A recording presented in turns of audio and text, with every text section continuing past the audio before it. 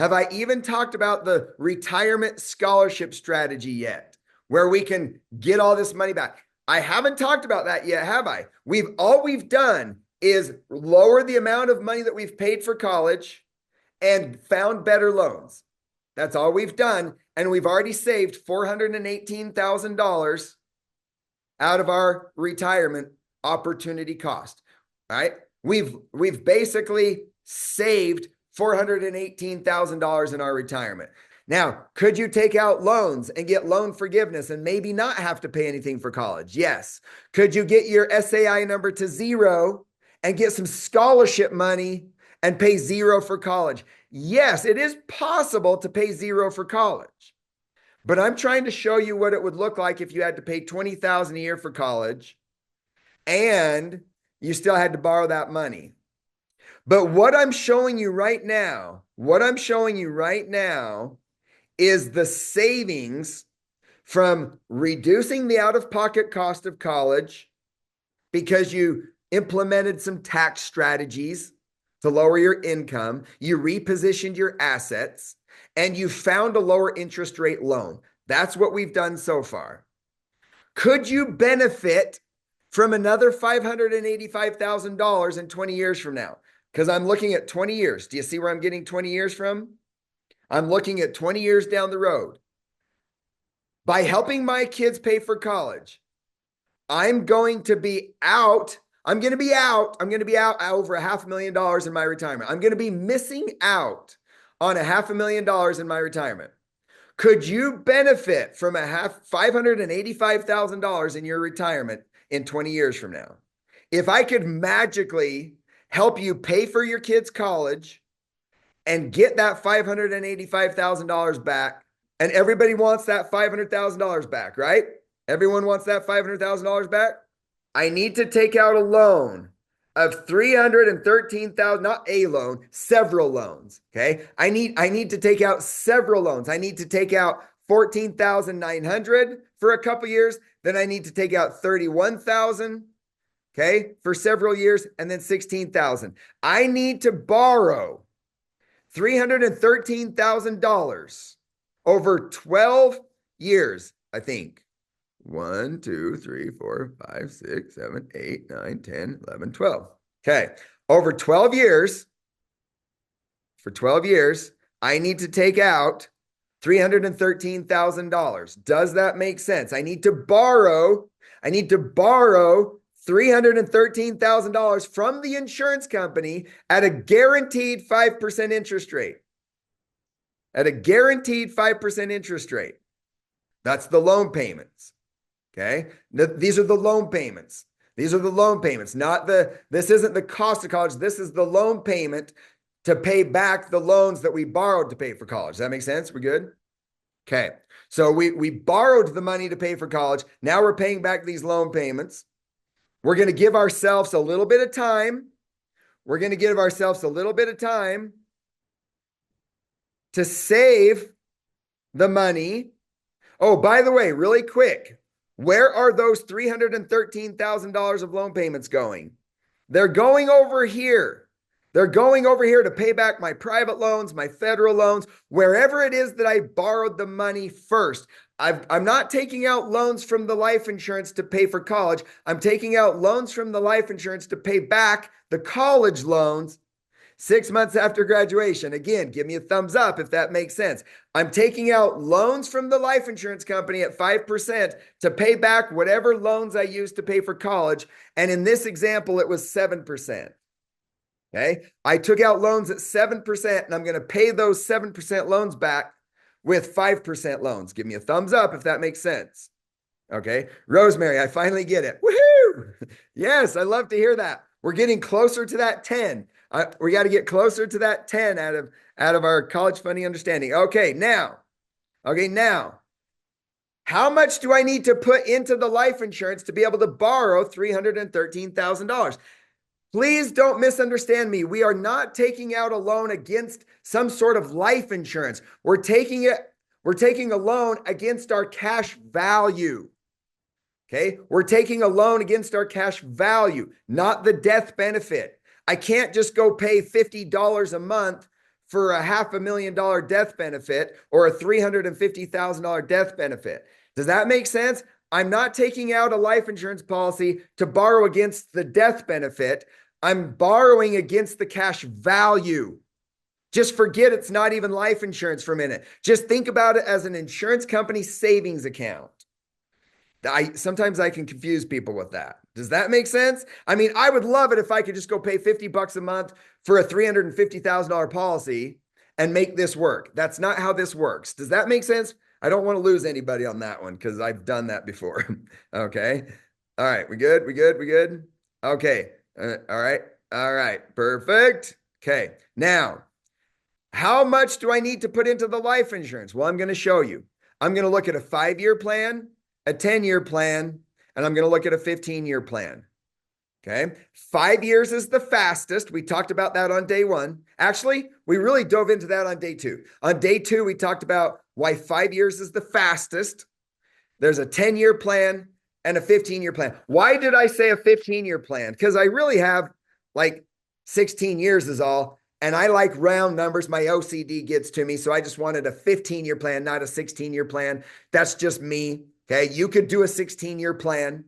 Okay. But does it do you any good to do a 17-year plan?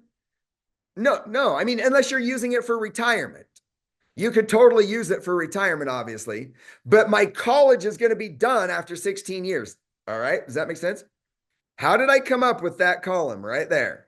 Yes, this came from my calculator. That came from my calculator. Are your numbers going to be different? Now, in order to have enough money to borrow that, in order to have enough money to borrow $313,000, it's estimated that I save about $57,000 a year over 5 years at 6% interest. That's $287,000 to pay $313,000 in loans. You with me? $287,000 invested to pay $313,000 in loans. Remember, the fees are going to be really high in the beginning, and then they're going to go really low, less than like 1%, less than 0.5% over time. Look at this. When I have $1 million, I'm paying 0.1% in fees. 0.1% in fees when I have $1 million. It's very inexpensive over time. It's less than 1% over time. The fees are just heavy in the beginning. But if heaven forbid something happens to me, okay, then I still have a death benefit to protect my family so my kids can still go to college, right? Okay. Now, if I'm taking out these loans at 5% interest and I'm not paying them back until I die, then when I come down here and I look at my 20-year mark, I've got $125,000, $125,245 left that I could subtract from my opportunity cost. But I want to look at a 10-year plan really quick. Here's my 10-year plan.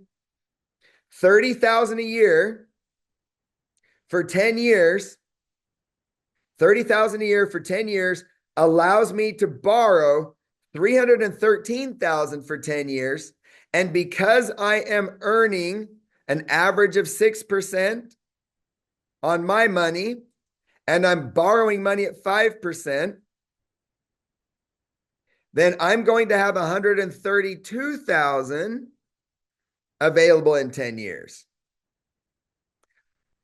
Which is kind of confusing, I know, but I'm basically getting less insurance. One of the reasons why the 10-year looks a little different is because I'm getting less insurance. Okay. All right. Now, is that $132,000 free money? Yes or no? Is that $132,000 free money that I wouldn't have had if I just paid these loans out of my pocket? If I just paid those loan payments out of my pocket, how much would I have left? 0. If I use this strategy, I've got $132,000 in free money. Now, if I want to scroll down here, is this free money? Yes. Is this free money? Yes. But I'm looking at 20 years. I'm just looking at 20 years. But do you see, the longer we go, we've got this spread. Now, here's extra credit. Here's extra credit for someone that that understands this. But when we talked about this over here, what did I say? It's not just about a 6% on my savings versus a 5%. What's the other big factor in this? What's the big factor in this? Okay, do you see the difference between the amount of money I have saved and the amount of money that I'm borrowing? So look at this. When I come down here in 20 years and I look at this in 20 years, okay, I have a loan balance of 528,000 at 5%, but I have a account balance of 660,000 at 6. Does that make sense? Yes or no? Does that make sense? Yes, Michelle, uninterrupted compounding interest. Okay, so yes, let's combine Michelle and Amy's comments together. Uninterrupted compounding interest. That's the key. But we're also compounding interest on a bigger number. We're compounding interest on a bigger number than we're being charged on our loans. So now we've got 132,000. Now, what if I can't afford 30,000? What if I can't afford 30,000 a year? It goes back to lowering the cost of college, having your kids help out, choosing different schools, okay? Or what else could I do? What else could I do? I could spread it out a little bit longer. I could spread it out a little bit longer. I could do a 15-year plan. Everybody gets a free report, but you've got to work with one of my customer service reps to double check your calculator before we run the numbers for you. It doesn't do us any good to come back to you and say, hey, we ran a report for you and here you go. If you put in 57,000 a year, it'll work great. And you say, I can't afford 57,000 a year. So we've got to talk about this. We've got to figure out what numbers work for you. What numbers works for you? You've got to go back to your calculator and adjust the numbers until they work. In our 10-year plan, how much money do I have in 20 years from now? How much money do I have in 20 years from now? 132,249. Check this out. In 20 years, I would have $132,000 back. Now, what did I say earlier? I asked you if you wanted that $585,000 back, this money, right? Okay.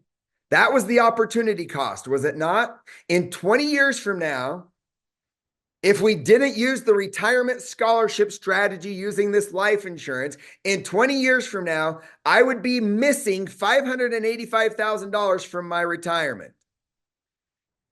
And now I just got $132,000 of that back. Does that make sense? Do you see where I came up with that number? Now, I haven't gotten you the full $585,000 back, but are we happy? Are we, give me, say yes if you're happy with, hey, 132,000 is better than nothing, right? Okay, better than nothing. I mean, it's $132,000 you wouldn't have had before you joined us, right? However, I'm not done yet. Here's where it gets fun. Okay, here's where it gets fun. Who can remember what the 4% rule is? If I had money in the market saving for my retirement and I was earning a 10% return on that money, and then it came time for me to retire and I had my money, 585, 730, right? That's how much money I'm not going to have in 20 years from now in my retirement. If I would have had $585,000 in a Roth IRA, I probably wouldn't be as risky during retirement. I'd probably be happy moving my money into some bonds and getting a 5% return. I've got to pay 1% on that money to my financial advisor so they can go golf every day. All right. Because I mean, really, do you need a financial advisor to buy bonds? Let's be honest, right? Okay. But that is the 4% rule. That's how we get the 4% rule. Okay. That's where I come up with the 4% rule. So what is the number? What is my retirement? I earn a little money, I spend it. I earn a little money, I spend it. I'm living on the interest is what I'm doing. I'm living on the interest. Okay. So what is that number? Okay. So I've already discussed that I'm missing $585,000 in a Roth IRA. And I just wish I could get that money back. Okay. That's what it's going to cost me to pay for my kids' college. What does that cost me in annual income? So we know that I'm losing $585,000, but what am I going to lose in annual income? Down here in year 20 or after 20 years, starting in year 21, I could have had it started in year 20, but my OCD was getting the best of me and I wanted my little total numbers. These yellow lines are just total lines. It totals up the numbers every 10 years. And so I wanted to start in year 21 just because my OCD was getting the best of me in there. Okay, so now here's where I was going wrong just a second ago. So check this out.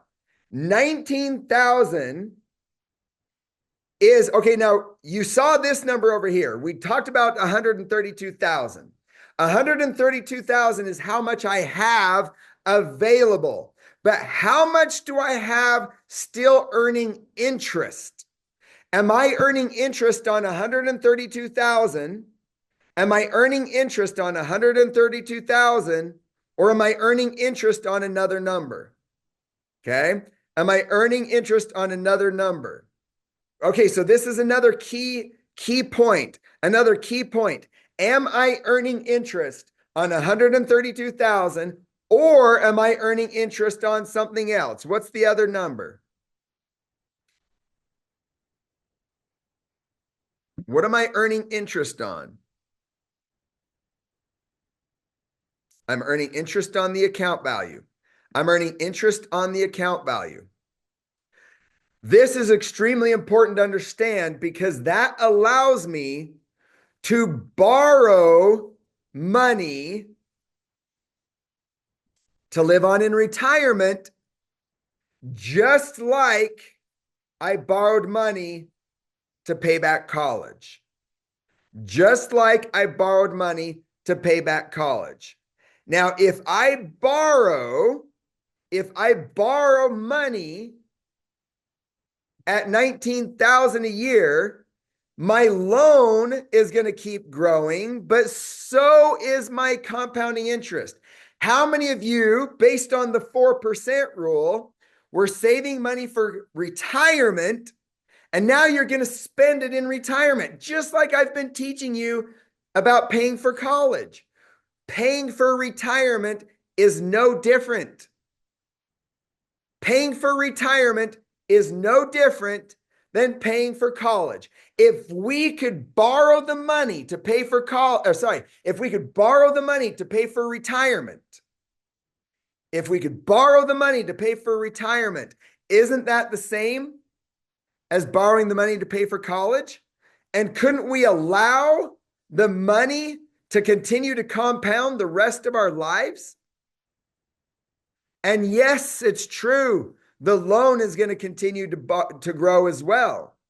The loan continues to grow, but so does our money. Now here's the question that I was going to ask you a minute ago that I had in my head. How much money would I have to have, and we're going to leave this up to EJ and Michelle for this answer. How much money would I have to have in a Roth IRA? Why am I saying Roth IRA? Why am I saying Roth IRA? Why am I saying Roth IRA? How much money would I have to have in a Roth IRA to pay me $19,000 tax-free. Thank you, Wendy. Okay. Tax-free in retirement. How much money would I have in a Roth IRA to pay me $19,000 a year in retirement? Let me make sure I've got this right. 457 divided by 0.04. What's the number? What's the number? Anyone know? We're waiting for EJ and Michelle. Okay. What's the number that I would need? How much would I need based on the 4% rule? Based on the 4% rule, how much would I need? Oh, Victor, we got another engineer in the house, another mathematician. All right, Victor, 486,000. Oh, Michelle, 11 million. No, not 11 million. Not 11 million. Okay. Okay. In order to get 19,000 a year based on the 4% rule, take 19,000, divide it. That's what I was doing wrong a minute ago. Divide it by 0.04. Divide it by 0.04. Tell me, yep, Ling, yep, you got it, Ling. Ling, thank you, 486. Anybody else get the same number? Make sure everybody's on the same page here. You got to double check. You got to double check my math here. Okay.